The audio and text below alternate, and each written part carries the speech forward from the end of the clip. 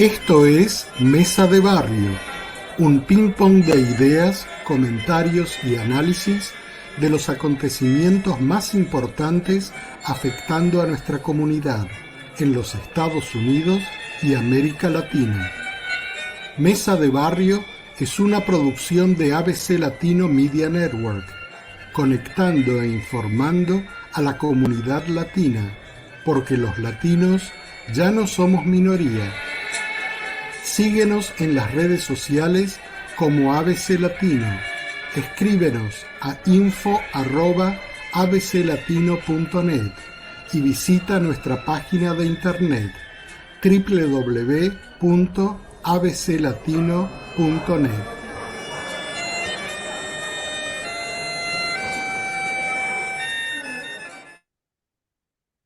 Muy buenos días a todas y todos, donde quiera que se encuentren. Eh, yo soy Enrique Roblunsky y esto es Mesa de Barrio por 91.3 FM Radio Poughkeepsie WVKR y también por la televisión pues, acceso público de la región del Valle del Hudson. Bienvenidos a una nueva edición de Mesa de Barrio. Conmigo, como siempre, aquí están Malía Dumont, Pocho Salcedo y Pablo Sadler. Bienvenidos nuevamente. Hola, buen día. Gracias, gusto de estar con todo el equipo y con toda nuestra audiencia para una nueva reunión acá en Mesa de Barrio. Y hoy tenemos un tema muy, pero muy especial. Eh, Iba a decir una frase, pero no suena tan linda, así que la voy a saltear directamente. Pero estamos hoy en día con todas estas tensiones en el mundo, no sabiendo qué pasa, y las tensiones se van agravando. Vemos también la influencia de esta potencia mundial que es China, que se está afianzando y expandiendo en el mundo, en el Medio Oriente, en Latinoamérica, y crecen las fricciones por todos lados.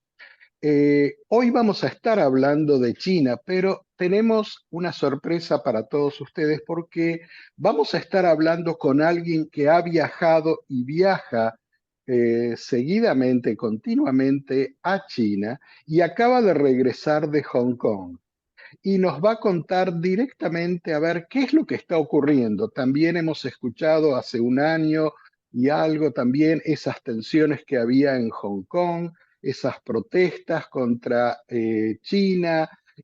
Vamos a ver qué es lo que está ocurriendo hoy en día. Malía, cuéntanos qué es lo que está pasando en esa otra parte del mundo que donde parece que si los chinos todos se decidieran a la misma hora, el mismo segundo, saltar al mismo tiempo, nosotros del otro lado del mundo nos caeríamos todos. ¿Cómo Sí. es esto? Pues gracias. Una pregunta muy grande que está pasando en China. Pues no fui al mainland de China, solo fui a Hong Kong, que todavía mantiene un status especial bajo este sistema que se llama un país, dos sistemas, que es que en la mayoría de China hay el gobierno central de Pekín. Hong Kong todavía, aunque está bajo el mismo gobierno central, aún mantiene algunas libertades que tenía desde cuando era colonia inglesa. Entonces, siempre ha sido más fácil viajar a Hong Kong que a China, no se necesita visado. Y los negocios son más sencillos ahí. Todavía es una ciudad realmente internacional, de una forma que no se puede ser Shanghai ni Pekín porque son más aislados, no es tan fácil llegar ahí si no eres chino. Uh, regresé desde un viaje corto de 4 días a Hong Kong la semana pasada y no había ido ahí desde antes de la pandemia. Y claro que yo vi todas las noticias que hemos visto todos de lo que estaba pasando ahí los últimos 2 o 3 años. Muchas protestas, porque aunque Hong Kong aún mantiene muchas libertades comparado con el resto de China, el gobierno de Pekín poco a poco, durante estos últimos, ya son casi 25 años, desde que Hong Kong regresó a China, poco a poco se ha ido limitando algunas de esas libertades. Y durante la pandemia habían muchas protestas con una gran parte de la población de China, según se oye, participó en estas protestas. A mí me encanta Hong Kong. La primera vez que fui ahí era en el año 95 y desde la primera vez siempre me ha encantado. Es una ciudad internacional, como dije, con una cultura muy única, porque es una mezcla de china e inglesa. Y siempre me ha encantado. Y durante estos últimos 2 o 3 años, viendo las noticias de las protestas y cómo el gobierno central estaba tratando Hong Kong, sentí muy, ¿cómo se dice?, mal de corazón acerca de lo que estaba pasando ahí. Y pensaba, están destruyendo esta ciudad bonita, preciosa e importante. Y Malía, ¿cuál fue la realidad cuando tú llegaste ahí al aeropuerto y del aeropuerto a la ciudad? ¿Estaban las calles cortadas? ¿Había manifestantes? ¿Había protestas? ¿Cuál Nada. fue la realidad que te encontraste? A ver. La realidad me hizo muy feliz porque llegué y todo parecía como era antes de la pandemia, que había mucha gente trabajando y el primer día fui a una exposición de arte, una exposición, una de las más grandes del mundo, que se llama Art Basel, que se tiene en Miami, también en Europa, pues Ujú. también en Hong Kong. Y el arte es donde se encuentra si hay libertades o no, ¿no? Y fui a esta exposición que estaba a tope de gente y se veía que parecía que los artistas podían poner lo que querían. Vi una gran, pues muchas diferencias. Habían docenas de artistas ahí y arte incluso de gente china con señales que ponían libertad en chino, en señales, en fotografía. Era el primer día que estaba ahí. También tenía reuniones con oficiales del gobierno de la ciudad que están invirtiendo en cultura local y quieren asegurar que Hong Kong mantenga su papel como ciudad internacional con una cultura única. Y lo que veía yo era que tienen apoyo desde la gente local y también desde el gobierno central para hacer eso.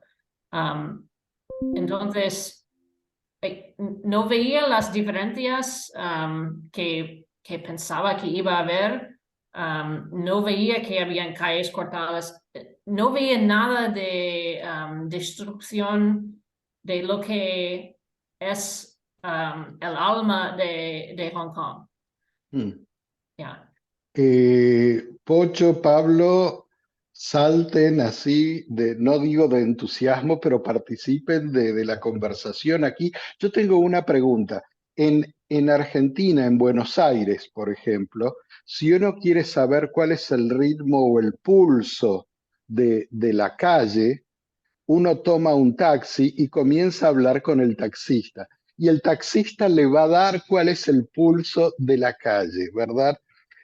¿Cómo es en Hong Kong? ¿Tuviste oportunidad de hablar con algún taxista o con la gente así de la calle?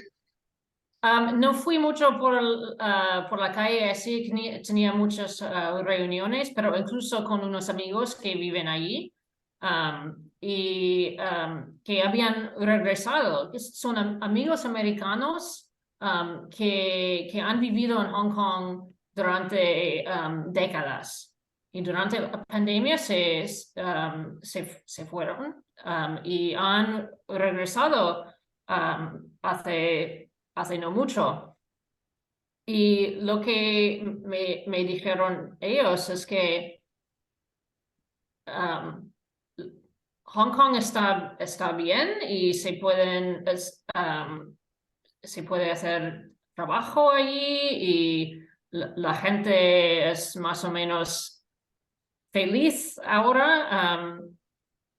Eso es lo que vi, pero no tenía oportunidad de hablar con taxistas.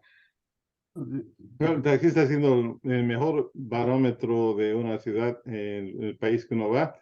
Y cuantos más taxistas hablas, es la mejor estadística, creo. Pero viendo acá la información en Internet, a principios del 2022 y por los meses siguientes, se habían arrestado 10.496 demostradores, y de los cuales casi 3.000 de ellos estaban siendo procesados por el sistema judicial.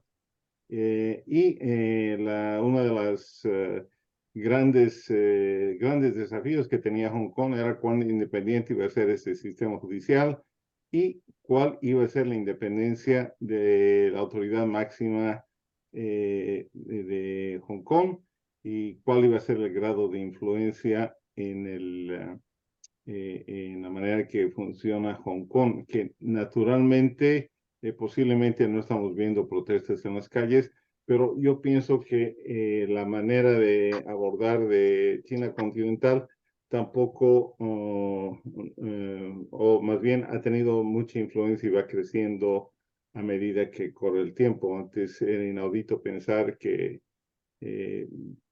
tanta gente que protestaba hubiera estado detenida en Hong Kong, y peor todavía, tener miles de personas que son políticamente judicializadas. Eso no es exclusivo de Hong Kong, sucede en muchos países, pero ese es el cambio que entendemos ha existido en Hong Kong. Pocho, como se diría, si estuviéramos en un juzgado y yo fuera el juez ahí en el juzgado, ¿cuál es la pregunta Bueno, para Malia?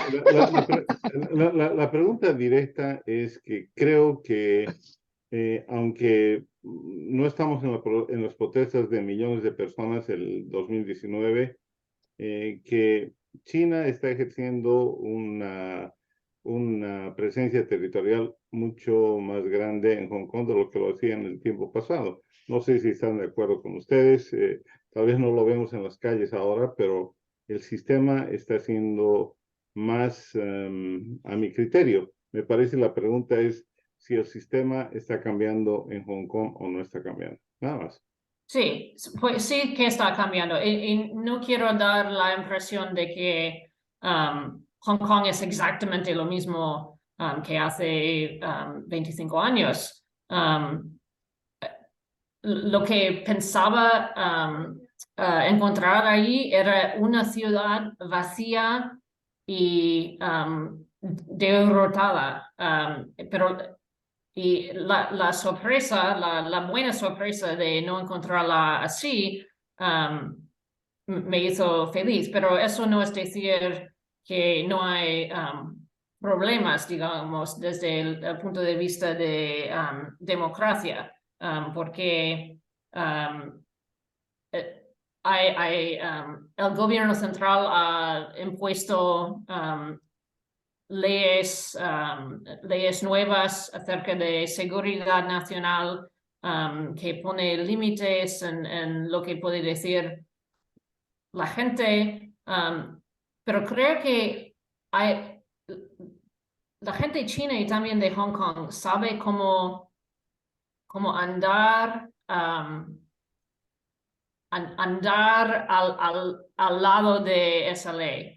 Por ejemplo, yo tenía varias reuniones con profesores de universidades en Hong Kong, que todavía hay unas universidades grandes allí, internacionales, bien conocidas y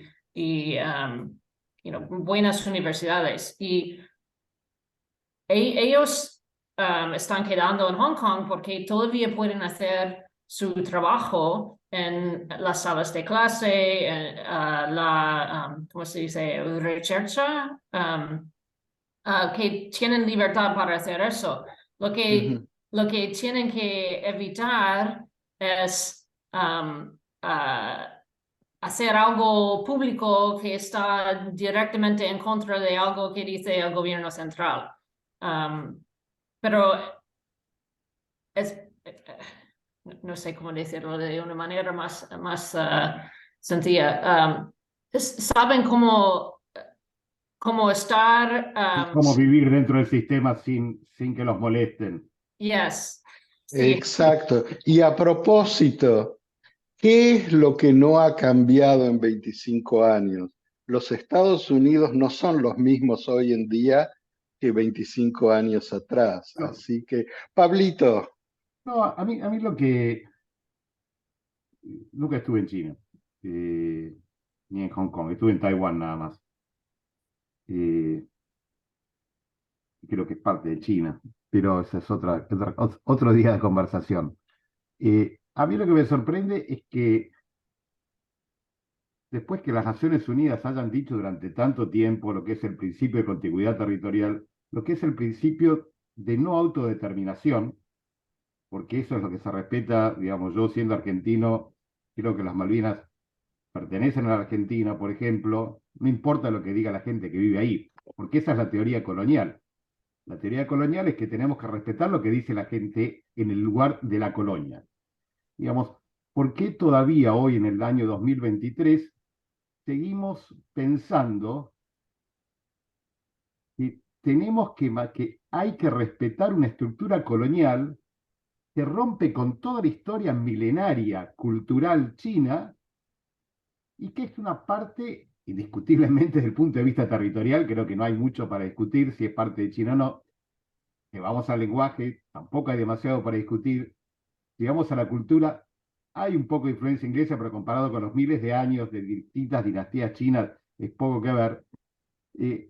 ¿Por qué aceptamos en todas partes que el colonialismo es algo que no es parte del siglo XXI, como no lo tiene que ser en África, como yo creo que no lo tiene que ser en Latinoamérica, como incluso estamos hablando de reparaciones en distintos lugares del mundo por parte de países europeos?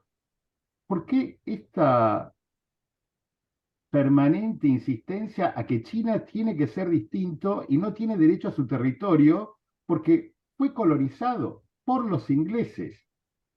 Siglo XIX, digamos, estamos hablando de una cosa reciente. ¿Por qué es que China no tiene derecho y exigimos que todo el resto del planeta sí respete esa contiguidad territorial y esa historia? No, a mí no me queda claro, más allá que entiendo que nos gusta una ciudad más cosmopolita, con un estilo más occidental. La gran mayoría de la gente china vive de otra forma, pero bueno, a mí no me queda claro eso. ¿Por qué tenemos que tener un estatus distinto y no respetar esta historia china cuando las Naciones Unidas dicen claramente que obviamente históricamente eso es parte de China? Nadie ha exigido a China que era una decisión de China misma, porque Hong Kong siempre ha sido uno de los capitolios financieros del mundo. Y si China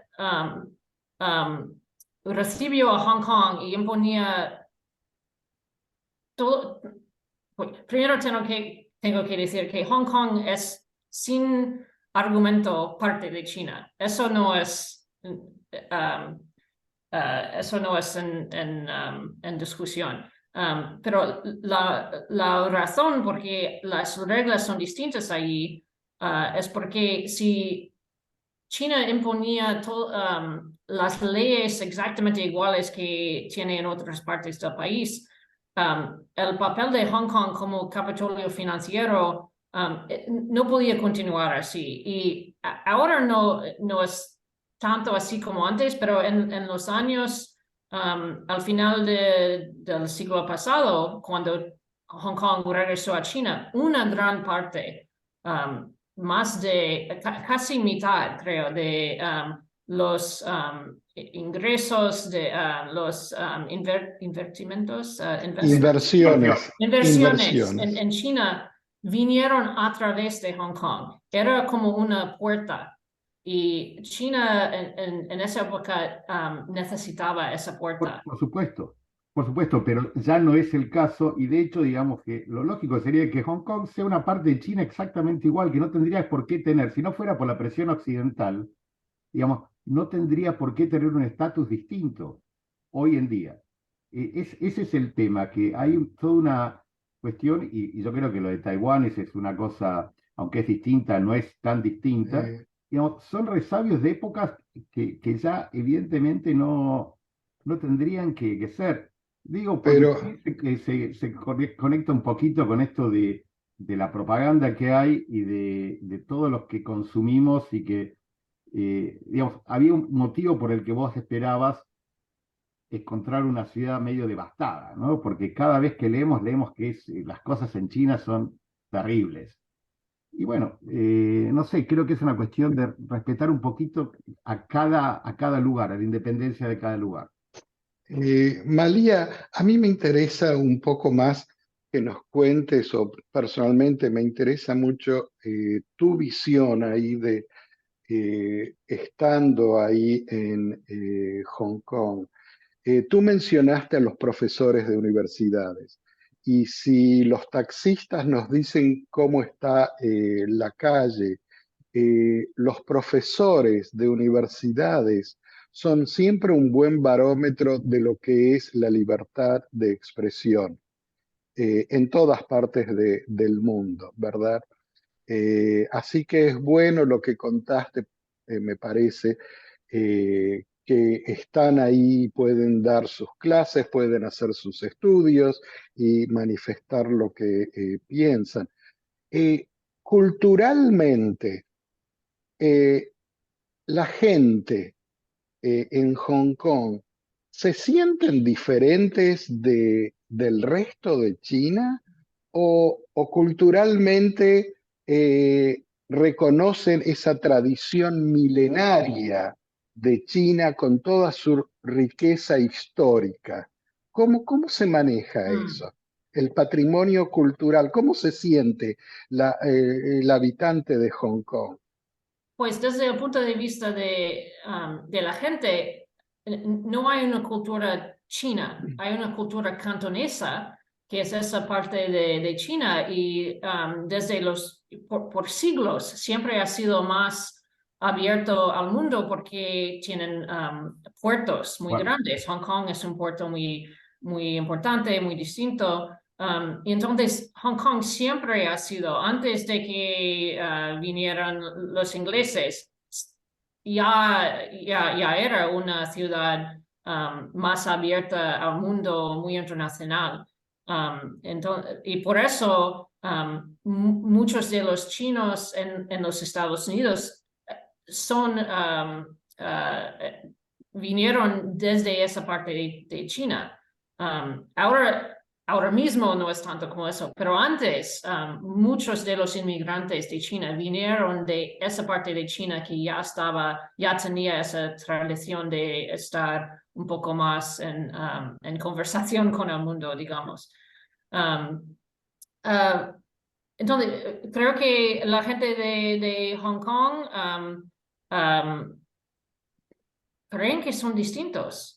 Y por eso hay mucha gente en el resto de China que se enfadan con la gente de Hong Kong, que creen que esa gente de Hong Kong creen que son tan especiales, que tienen derechos distintos de nosotros, pero ellos no son tan especiales. Y hay mucha gente desde el resto de China que les gusta ir a Hong Kong para ir de compras, pero al mismo tiempo se quejan de la gente de Hong Kong y cómo se identifican. Claro, es análogo, creo que ocurre en todas partes del mundo, pero yo sin haber estado en esa parte del mundo, pero lo puedo ver en Argentina, por ejemplo, la gente de Buenos Aires, la gran capital, y la gente del resto del país, siempre está esa visión del porteño, el de la Mm. capital, como una persona mucho más prepotente, una persona que se lo sabe todo, una persona y esas cosas siempre me parece que se Bueno, dan en eso está distintas basado, partes del mundo. eso está Hay basado un en la- dicho chino que se dice, uh, el cielo es muy alto y el emperador está muy lejos. Y eso es como el sentimiento que tienen en Hong Kong y muchas partes de China, porque por la mayoría de su historia, el emperador era muy lejos. Creo que Pablito puso un tema muy importante que es el tema colonial, que es el tema de cómo a través de la historia países han ocupado, han aculturado a los otros habitantes y han hecho una serie de cambios. Pero acá tenemos un caso bastante sui generis, porque para empezar, los cantoneses no hablan de facto mandarín, ellos hablan cantonés. Entonces, y tienen sus propias tradiciones. Y yo creo que si le preguntas a alguien cantonés si se siente más mandarín o más cantonés, se siente qué tipo de China ellos ven, ellos irían a sus raíces también milenarias de lo que han sido como cultura, ¿no? Es igual como sucede en Latinoamérica, entre las culturas milenarias, la cultura quechua, la cultura aymara, en fin, las otras que existen, mapuches, etcétera.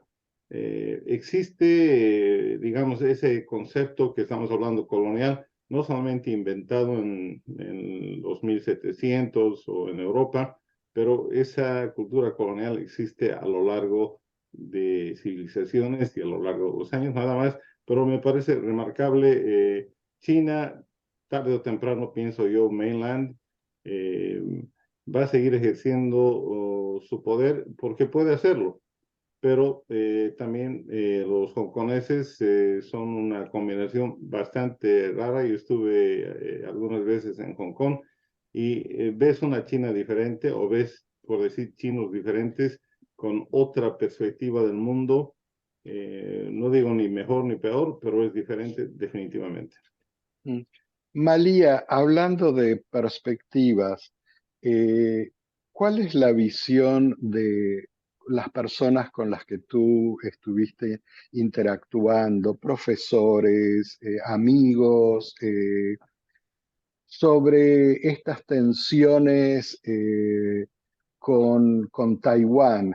Eh, los diarios acá o los medios hablan la invasión inminente, algunos ya dan fechas, otros dicen está muy pronto, se están preparando. Hay todo un globo que se está inflando que parecería que va a estallar en cualquier momento. ¿Cómo se vive en Hong Kong eso? ¿La gente habla de eso? ¿Piensa en eso? ¿Cómo es esa... Sí, piensan en eso, pero no entienden la situación mejor que mucha gente aquí que están pensando, oh no, van a invadir mañana. Y la gente de Hong Kong sabe que eso no va a pasar. Que entienden el gobierno central de China mejor que eso, que sus medios son, ¿cómo se dice? A presionar y que quieren evitar una invasión. Si pueden presionar Taiwán más y más para que se acerque políticamente más y más a China, eso sería preferido. Saben muy bien que el sistema que donde están, ese sistema de un país, dos sistemas, es lo que Pekín ha dicho por muchos años, es que se va a usar con Taiwán. Y la gente de Taiwán han mirado mucho a lo que está pasando en Hong Kong acerca de las protestas y las leyes nuevas de seguridad nacional y han visto ese sistema, dos sistemas realmente no es dos sistemas como quieren nosotros. Entonces, viendo lo que está pasando en Hong Kong, mucha gente en Taiwán, el sentimiento ahí de lo que sepa yo es que viendo lo que está pasando en Hong Kong, no están persuadidos. Es que ese sistema, ese tema de un país, dos sistemas, realmente puede funcionar. Y por eso, entonces lo que estoy diciendo es que Taiwán mira más a Hong Kong de una manera de decir de que Hong Kong mira a Taiwán. De todas formas, daría la sensación que igual hay yo creo que con esto de Taiwán es un poquito distinto, porque aparte está mucho más integrado de lo que la gente piensa. Hay muchísima gente que vive en Taiwán y que va y viene, o que trabaja en China y que va a vivir los fines de semana en Taiwán y viceversa. Digamos, hay una cuestión de integración que creo que es distinta a lo que se presenta acá el cuadro.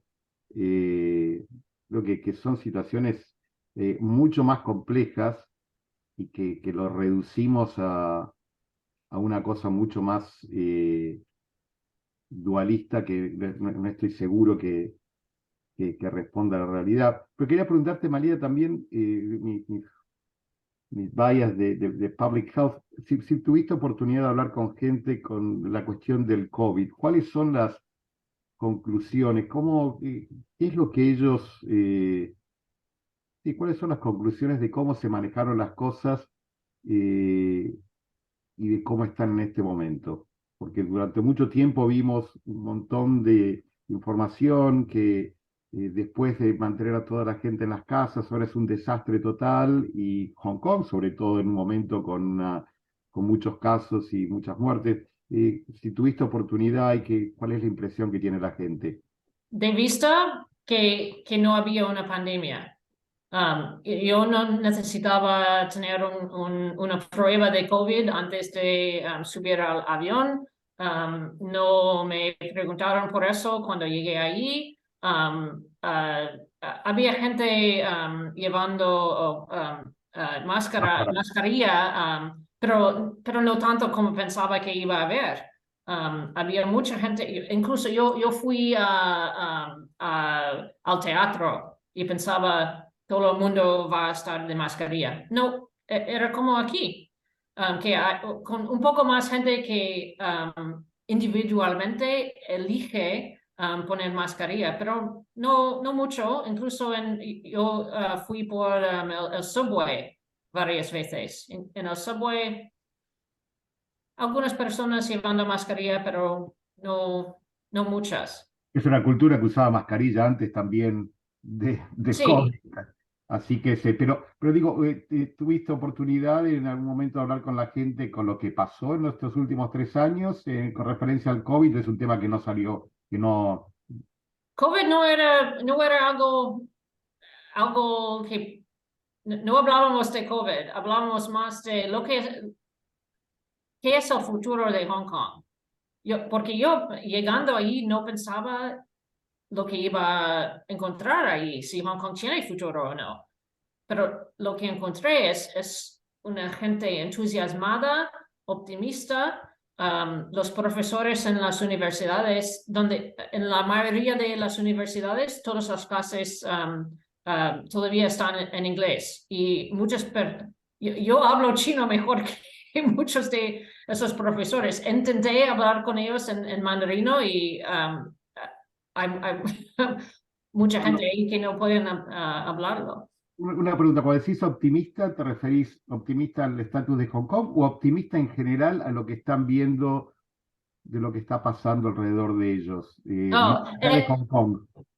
Optimista acerca del futuro de Hong Kong, que parece que después sin hablar de los detalles de lo que pasaba durante la pandemia, después de estos años de dificultades, que Hong Kong está saliendo, y no solo saliendo, pero subiendo. Eso es el sentimiento que recibí de mucha gente ahí.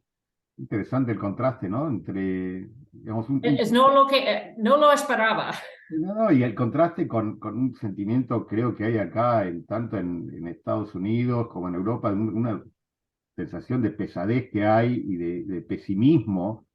Qué contraste cómo seguimos, aparte tiene una visión tan eurocéntrica en el planeta, ¿no? Y cuando hablamos de que todo el mundo, ¿no? Y lo digo yo en primera persona, digo, en todo el mundo está tan complicado, y es interesante porque cuando hablamos de todo el mundo nos olvidamos de unos 4.000 millones de personas más o menos que están viviendo entre China, India, y metemos a toda la misma canasta, cuando en realidad hay cosas muy distintas que están ocurriendo y tenemos muy poca información más allá de las tensiones a las que se estuvieron refiriendo ustedes dos, Bob, Rob y María. Pues, es muy interesante lo que decís.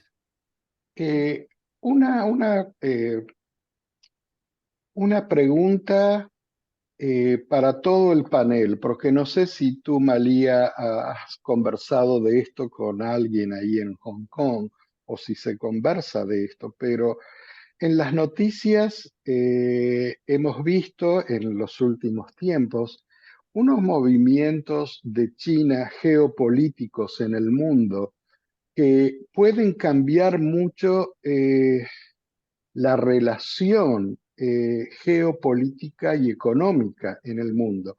Por ejemplo, Brasil y China han firmado un acuerdo para que el intercambio económico entre ambos países, y el principal socio económico de Brasil es China hoy en día, el intercambio económico se realice en sus respectivas monedas, salteando, obviando el dólar. Y China está realizando algo similar en distintas partes del mundo, ¿verdad? El de usar la moneda china, por ejemplo, en la relación de China con los países asiáticos. También está muy encaminado el usar la moneda de China y no el dólar como moneda de intercambio económico entre los países. ¿Qué les parece esto? ¿A dónde puede llevar esto? No sé si tú hablaste con alguien de esto, pero es algo que lanzo aquí a la mesa para los que quieran comentar. Yo no hablaba de eso cuando estaba en Hong Kong, pero como es Capitolio Financiero, creo que hay mucha gente ahí que tengo amigos que trabajan en bancos ahí y no quieren que Hong Kong vaya en ese camino de no usar el dólar. Ahora no sé lo que piensan del futuro, pero no me sorpresa que China está tratando de cambiar la moneda de uso. Tiene sentido, ¿no? Digamos que obviamente es parte de esta transición del fin del Imperio Americano y una transición a un mundo más multipolar. Evidentemente, de acá a 10, 20, 50, no tengo idea de cuánto tiempo va a llevar. A veces estos procesos son más rápidos de lo que uno le parece, a veces no. Pero evidentemente el dólar no va a ser necesariamente la moneda franca, porque es como decís vos, Rob, Rusia tenés que ponerla también en esa categoría de intercambio sin dólares entre Rusia y China. Entonces, es obvio por las ventajas financieras que tienen de depender de tu propia moneda y la capacidad de emisión que tenés, como el déficit que tenemos nosotros, que no lo puede tener ningún país. Entonces, yo creo que es lógico que esto va a seguir avanzando en esa dirección. Es la cuestión de las monedas, pero todas las cuestiones de partnerships que está desarrollando China en todo el planeta con un modelo muy distinto. Así que sí, yo creo que tenemos un mundo multipolar que está emergiendo en forma bastante desordenada y muy dramática y esperemos que sean en forma pacífica, porque la tendencia es inevitable, que va a haber un mundo multipolar, va a depender de cuánto Estados Unidos va a permitir que esa transición sea más o menos pacífica. Pocho, Yo creo que este tema, además del intercambio comercial que existe tan grande entre países, los países BRIC, por ejemplo, yo creo que también es un comienzo. Sin embargo, existen otros países que tienen otro tipo de intercambios comerciales en dólares. También el tener una moneda franca, como se la llama, significa que la moneda de intercambio, en este caso el dólar, debería tener como cuestión elemental una apertura económica, financiera, transparente, que digamos eso va contra la teoría general de algunos países como de China que les gusta controlar su economía, ¿no? Entonces, hay una complejidad muy grande, pero sí lo que está pasando ahora no lo hubiéramos imaginado 10 años atrás y lo que está haciendo China no es sorprendente y habrá que ver si funciona o no funciona, pero es una complejidad tremenda, ¿no? Pero se están haciendo la primera exploración y se están dando los primeros pasos. Y aparte, no, oh, sí, perdón. sí, Pablo, No, no, adelante. yo creo que es cierto, totalmente de acuerdo con lo que dice Pocho. Vamos a dejarlo registrado esto. Eh, pero creo que también estamos entrando justamente a modelos distintos que no han sido explorados. Entonces, con los criterios de hoy estoy totalmente de acuerdo, que no sería viable tener una moneda que no puede fluctuar en forma un poco más bajo las reglas del mercado internacional, sería inviable el reemplazo del dólar. Pero creo que estamos entrando en territorio totalmente desconocido en tantas cosas, hasta la gente que sabe en serio no puede predecir qué es lo que es y cómo va a ocurrir.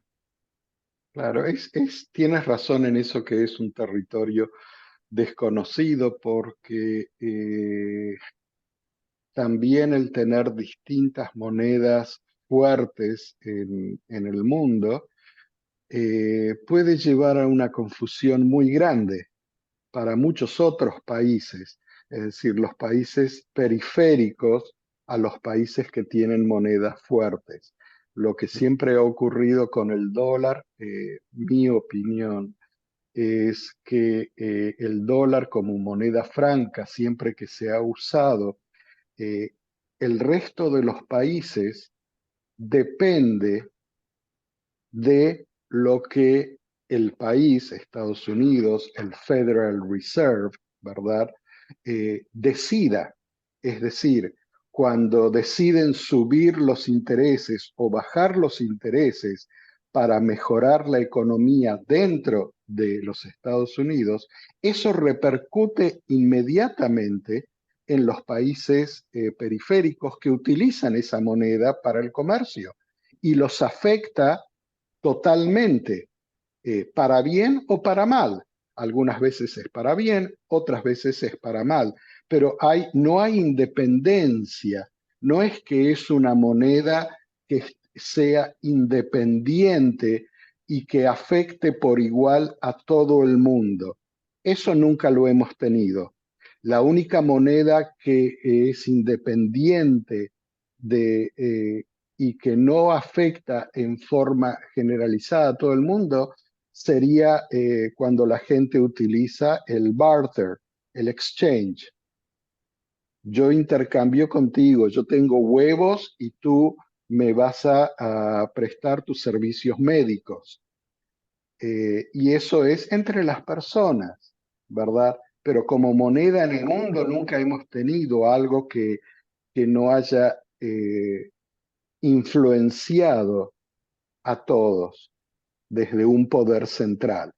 ¿Qué va a pasar con China? Como tú lo dices, no lo sabemos. Perdón, un segundito, algo importantísimo, pienso yo.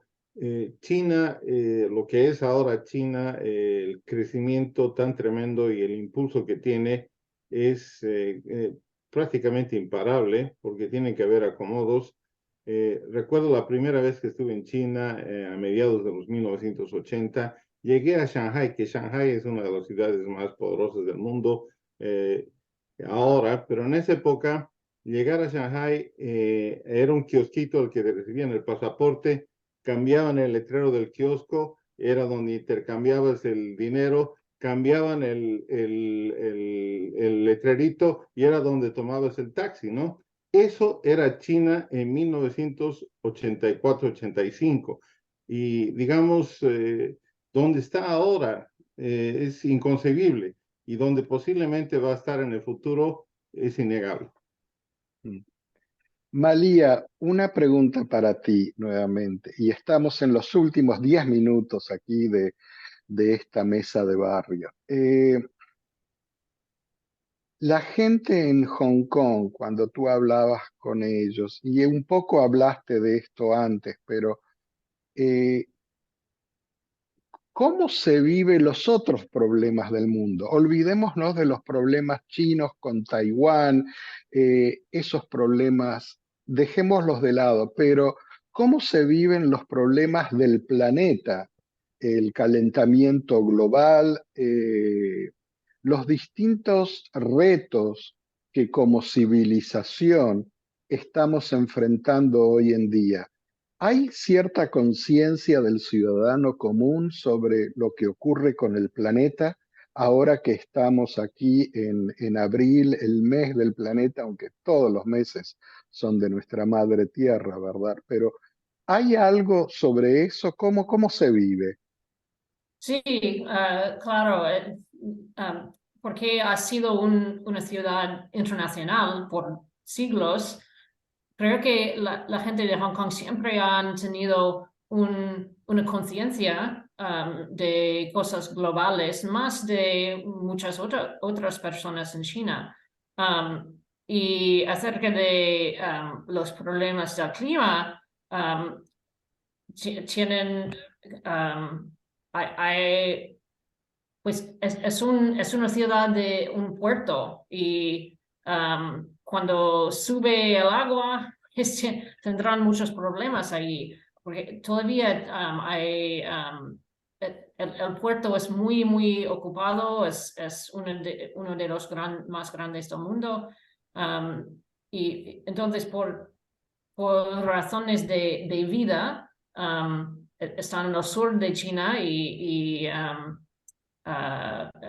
viven a través de muchas tormentas. Entonces, por razones de vida y también razones de la economía local, tienen, pues, ¿cómo se dice? Worries. Preocupaciones. Preocupaciones, sí, acerca del clima.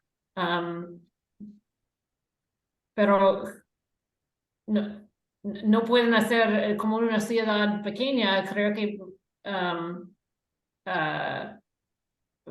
tienen el sentimiento de que no pueden hacer algo muy chocante ellos mismos que tendrá mucho impacto en el problema. Pero viven de una manera, viven en casas bastante pequeñas, es una ciudad muy concentrada, entonces no hay tanto waste, ¿sí? Desperdicios. Como en otras partes del mundo. Y cuando caminas por las calles, ves estaciones de reciclados para Sí. donde la gente puede poner, está expandido esa conciencia de que la Sí, gente, sí. las botellas vienen acá, los papeles por acá. Sí, porque es una isla, pero también la influencia de cómo era cuando era colonia, los ingleses creo que estaban poniendo más impresión en reciclar cosas que los chinos al principio. Pero sí, tiene muchas de esas cosas. Es una ciudad muy limpia, muy arreglada, sí, muy moderna. María, en relación a esta la visión del mundo, obviamente China está teniendo un rol muy importante en todo el conflicto, digamos, si querés, adentro y en forma periférica, pero en todo el conflicto entre Rusia y Ucrania. Ha propuesto específicamente un plan de paz y demás. Eh, ¿Cuál es la visión que tiene la gente de lo que vos hablaste del conflicto este entre Rusia y Ucrania? Pues hay gente Y el que... rol de China, perdón. ¿Cómo? Y el rol de China también. Um, creo que pues eso no es algo que de que hablaba mucho cuando estaba ahí. Hablaba más de la cultura local y los proyectos que tendré. Cuando estaba con mis amigos, estábamos hablando más del futuro de Hong Kong, que no está completamente influido por lo que pasa con Rusia.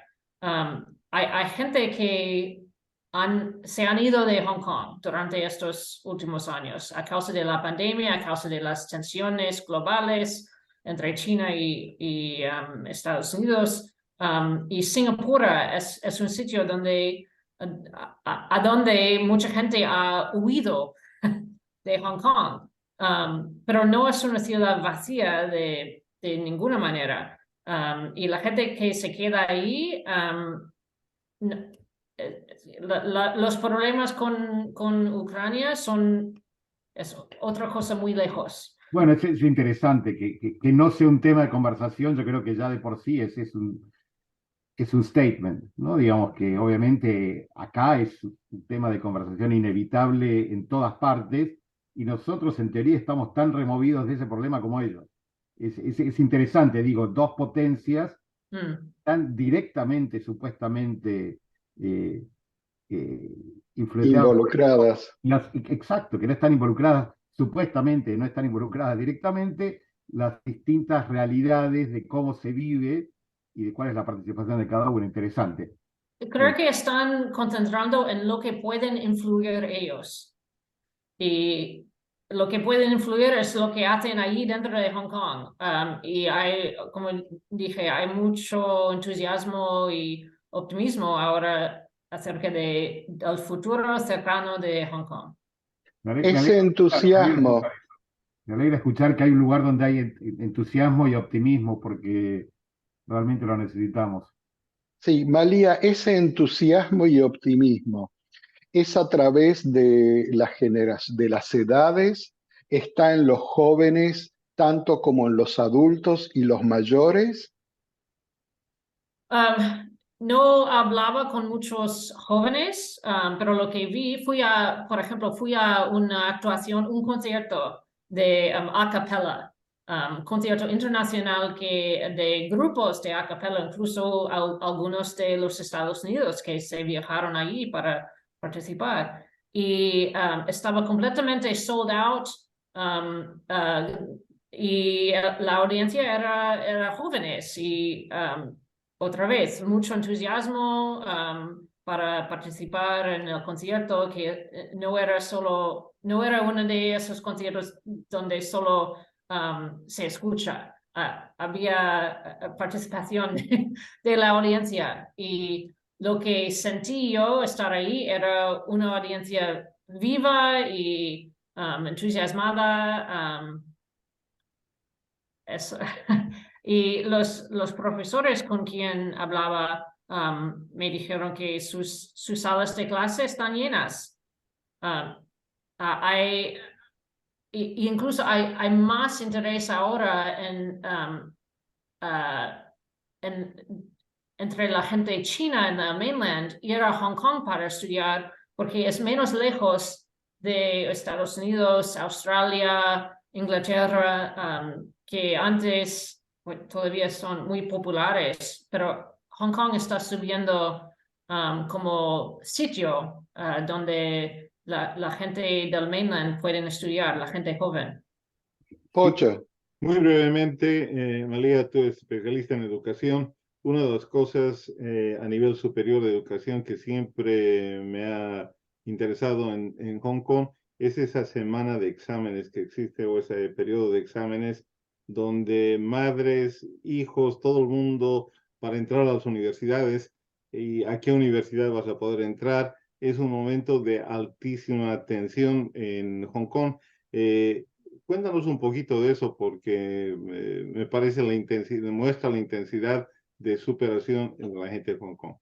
Es el sistema europeo, las mismas tensiones, pero también en el mainland tienen exámenes así. Pero en Hong Kong es muy fácil dejar la ciudad, irse de la ciudad y estudiar en otros sitios. Y para ir a estudiar en Estados Unidos no se necesita pasar por ese tipo de examen. Entonces, hay menos tensión ahí en Hong Kong que en el mainland, donde he oído que, por ejemplo, se reúnen 1000 estudiantes en un estadio y se ponen un examen de un día entero dentro de un estadio y eso determina el resto de sus vidas. Eso no pasa de la misma manera en Hong Kong. Okay. Y así llegamos al final de este programa de Mesa de Barrio.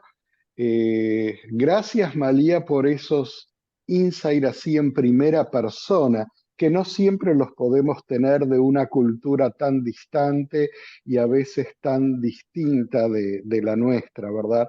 Cuando empezamos a conocer nos ocurre como con todas las otras culturas. No es ni tan distante ni tan distinta. ¿Por qué? Porque los seres humanos somos todos seres humanos al fin y al cabo y tenemos vivencias similares, no exactamente iguales, pero sí similares. Gracias a todos, gracias por estar con nosotros y nos vemos la próxima semana. Chao. Gracias.